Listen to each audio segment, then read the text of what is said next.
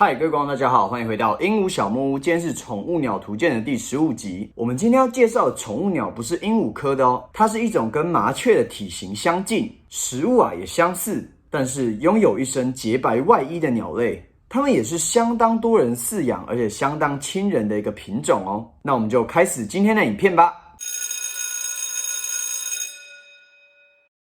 好，我们今天要介绍的宠物鸟呢，就是所谓的文鸟。文鸟被当作宠物鸟，其实已经有相当悠久的历史了。它从日本的江户时代就开始从中国引进文鸟来当作宠物鸟的饲养，而文鸟在日本又被称为十姐妹鸟，因为它们算是一种群居型而且社会型的鸟类，所以呢，它们通常会几十只窝在一起睡觉，在同一个窝里面。而且它们的个性很温驯，我甚至有听过有人把其他鸟类的蛋拿去给文鸟孵，当做一个代理孕母的概念。所以由此可知文鸟是一个非常厉害而且称职的鸟爸妈哦。在亚洲原本只有产灰色的文鸟，后来渐渐进入宠物市场之后，白色啦、黑色啦这些颜色的文鸟才慢慢的出现。而亚洲这个地带的文鸟最大的特色就是它们的嘴会是呈现桃粉红色的。现在最受欢迎的就是白色的文鸟，而灰色的文鸟也蛮有特色的哦，它们的颜色有点渐层的感觉，这也是在鸟类里面相当特殊而且讨人喜欢的一个特色哦。那它们的性别呢，要怎么做分辨呢？它们在成年之后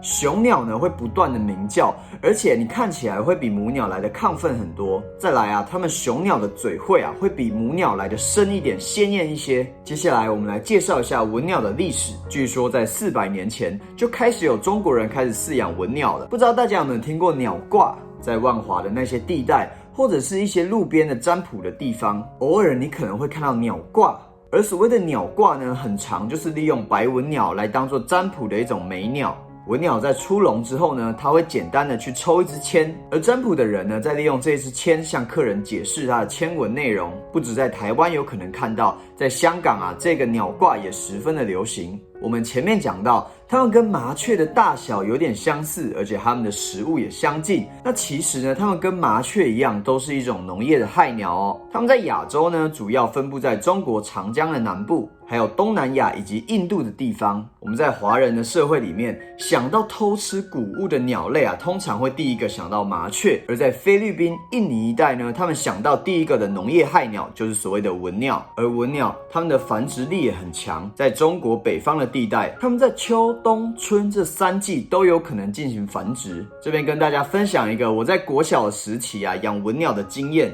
我当时以为养了一对的文鸟，结果发现它们一直生蛋，一直生蛋。我刚开始还很开心的一直记录它们生了几颗蛋，但最后发现它们2只鸟都是母的，在窝里面生了10几20颗蛋，根本一颗都没有成功的孵化。有些人想要补充它们在繁殖期所需的营养，会提供它们一些所谓的蛋米。而白文鸟呢，它们每一窝的蛋差不多会产3到7颗。通常在生第2颗蛋之后呢，它们就会开始孵蛋了。而在这个时期呢，有些人就会把它们的原本的蛋替换成假的蛋，等到全部的蛋都生齐了之后呢，再一次放下去给它们孵。这样孵化之后呢，比较不会有大小只差异很大的问题。而在母鸟孵了1周之后呢，你把蛋拿起来对着光，如果呢看到有一点血丝的话，代表它这颗蛋是受精成功的。而如果是呈现黑色或者是白色的话，代表这颗蛋是不成功的。一般文鸟的幼鸟差不多会在15天之后孵化。而在幼鸟出壳之后呢，在饲料当中你也可以稍微做一些调整，加入原本我们所谓的蛋米，还有部分的青菜来当做营养的补充。而幼鸟差不多在20天之后呢，就会离巢了。而接下来我们来介绍一下文鸟它们在学术上面的研究。这个物种是属于雀形目梅花雀科文鸟属的一种鸟类，它一般在野外呢是生存在一些草原或者是比较低、比较宽广的地方，像我们前面讲到的农作物的地带、农田、稻田等等。而在澳大利亚也有一种七彩的文鸟，身上的颜色非常多变而且鲜艳，嘴喙呢是呈现纯白的颜色。但是这种七彩的文鸟在野外已经是濒临绝种的一个物种了，因为人工宠物鸟的繁殖关系，现在在人工宠物鸟的市场上面还是可以见得到。而如果今天你想要养一只白文鸟的话，你尽量选择的是15日以上的幼鸟，而且我们在观察它们的精神状况一定要良好。如果你在现场看到有一些鸟在角落昏昏欲睡，或者是看到人就跑，那种幼鸟你就尽量不要去选择。有一些鸟类它们的戒心很强，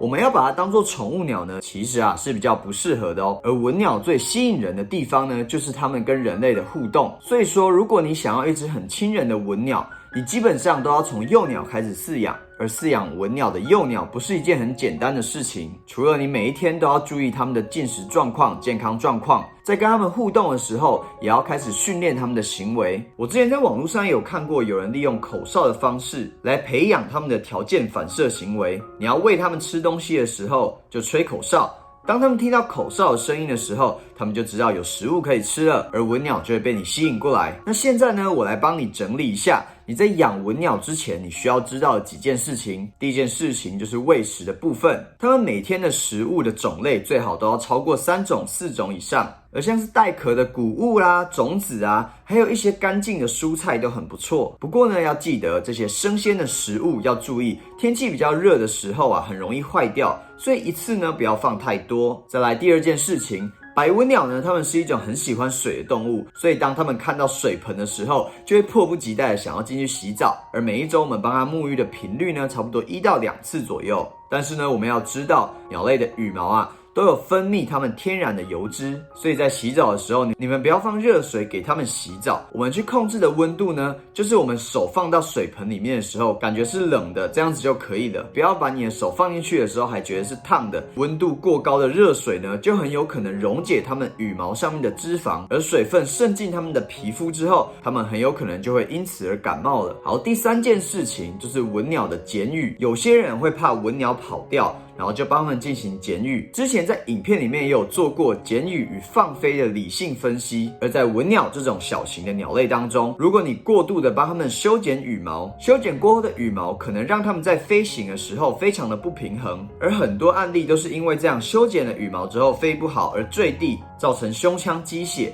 或者是脚骨折的情况。而我们再来讲到第4件事情，文鸟跟前面讲的鹦鹉不一样，它们是属于不会说话的鸟类，但是它们在游戏这方面的能力很强哦。像是前面讲到的鸟挂，你也可以用时间去训练它们一些小游戏，这一点也是文鸟跟其他鸟类很不一样的地方哦。总结来说，文鸟是鸟类里面算很好养的一个品种，因为它们的繁殖能力强，而且身体也蛮强壮的。它们的饮食部分呢，也不会过于的困难，只要从小饲养训练的好的话，它们是非常亲人的。它们的个性属于温驯的个性，也不容易跟其他的鸟类打架。在影片的最后跟大家分享一个小故事，之前在网络上有看到一个争议是这样的，有些人呢反对鹦鹉类跟文鸟养在一起，但有些人认为他们从小一起长大，那这样子养在一起应该是没有关系吧。像文鸟这种梅花雀科的鸟类呢，它们的脚跟鹦鹉比较不一样，它们的脚是属于很纤细的，而鹦鹉的脚我们都知道是比较粗壮的。再来，鹦鹉的嘴喙呢是比较强壮有力的，跟文鸟相比呢，文鸟就显得比较弱了一些。所以当它们养在一起的时候，即便是它们从小长大，还是都有可能有发生意外的风险，例如鹦鹉去攻击文鸟的脚它们因为争食而吵架因为吃醋而攻击这些都是在无形之中带给文鸟的一个威胁。相信大家在看完这个影片之后，对文鸟都有更加深入的了解了。如果你还有其他的问题的话，也欢迎底下留言告诉我哦。如果你喜欢我的影片的话，也不要忘记帮我按赞并且分享，还有订阅我的频道。我是 Jack， 我们下次见喽，拜拜。